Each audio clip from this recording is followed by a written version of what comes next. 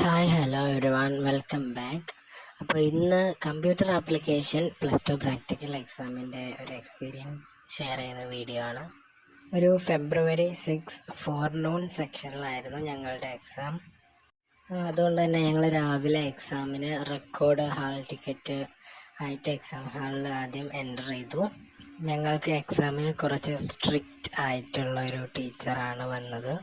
ആദ്യം തന്നെ ടീച്ചർ ആവശ്യമുള്ള കുറച്ച് ഇൻസ്ട്രക്ഷൻസ് ഒക്കെ എല്ലാവർക്കും നൽകി. പിന്നെ നമുക്ക് എക്സാമിന് ഒരു ക്വസ്റ്റ്യൻ പേപ്പറും ആൻസർ ഷീറ്റും നൽകും.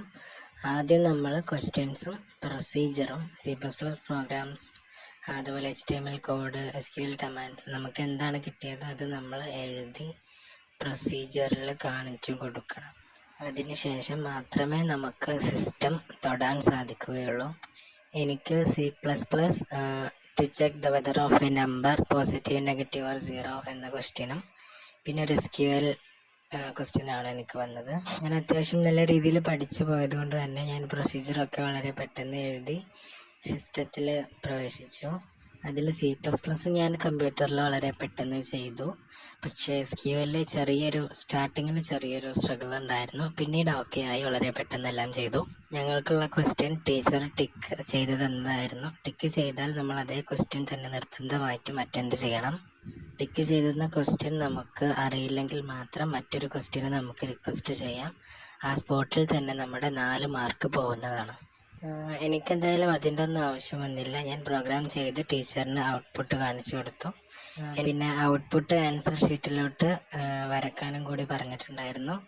അപ്പോൾ അതും ചെയ്തു.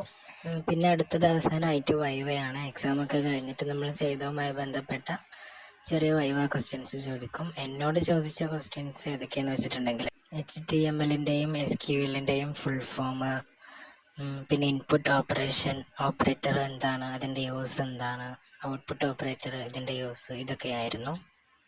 പിന്നെ എക്സാം ഹാളിൽ നിന്ന് പുറത്തിറങ്ങി ഞങ്ങൾക്ക് റെക്കോർഡ് അപ്പോൾ തന്നെ തിരിച്ചു കിട്ടി.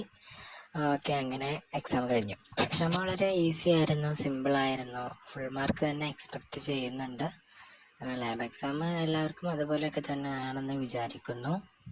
ആർക്കെങ്കിലും എന്തെങ്കിലും ഡൗട്ട്സ് ഒക്കെ ഉണ്ടെങ്കിൽ കമൻറ്റിൽ അറിയിക്കാൻ പറ്റുന്ന പോലെ എല്ലാവർക്കും റിപ്ലൈ തരാൻ ശ്രമിക്കുന്നതാണ്. Thank you so much. By.